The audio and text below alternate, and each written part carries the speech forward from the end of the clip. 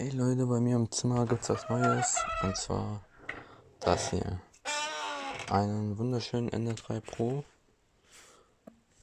Ich mache mal Licht an.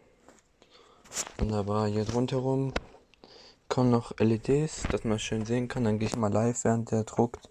Dann könnt ihr den Druck live verfolgen. Eine SD-Karte habe ich schon besorgt. Ja, auch schon alles. Und das Filament ist bestellt, das soll angeblich am Dienstag ankommen. Also falls ihr euch fürs Thema 3D-Druck interessiert oder irgendwelche Tipps geben könnt eventuell, dann folgt mir unbedingt mal, um kein Video zu verpassen. Ja, mal schauen.